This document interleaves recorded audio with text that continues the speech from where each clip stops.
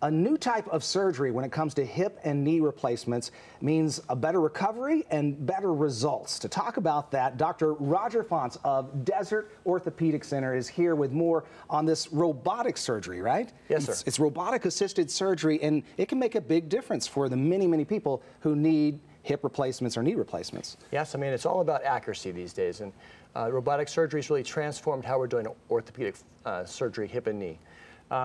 I mean, a robot is one part of that technology, but there's other parts as well, and we can talk about that if you want. Well, because it's so important to more and more people, stats show that by the year 2030, the number of people getting these kind of hip replacements, knee replacements will increase by almost 200%. Yeah, it's incredible the numbers that are out there. I mean, people have been active longer through their lives. People are living longer. They have higher demands on their joints. I have 70-year-olds, 80-year-olds who want to play golf, tennis, run marathons.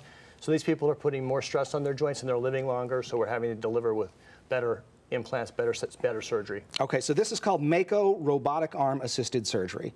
And you say the robot arm is just one part of it. What else sets this surgery apart from normal hip replacements and knee replacements? Right, so the technology has moved forward.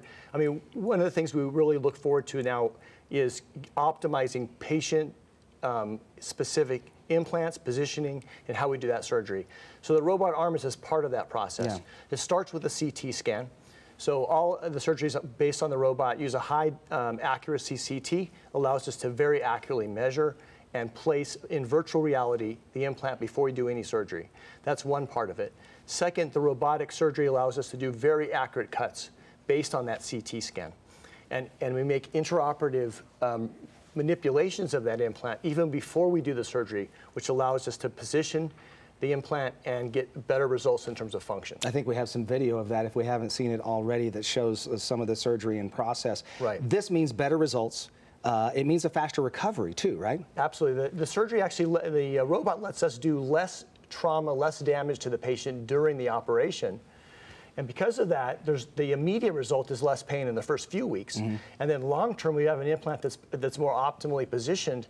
That's going to lead to better results in the long term. So it's both short term and long term improvement. So what should patients be asking their doctors so that they can determine whether this is the best fit for them? Well, I think, it's a difficult thing to determine who the right surgeon for any particular person is. It comes down to personality, you have to be comfortable with them as a person. I mean, you should ask about what technology they use.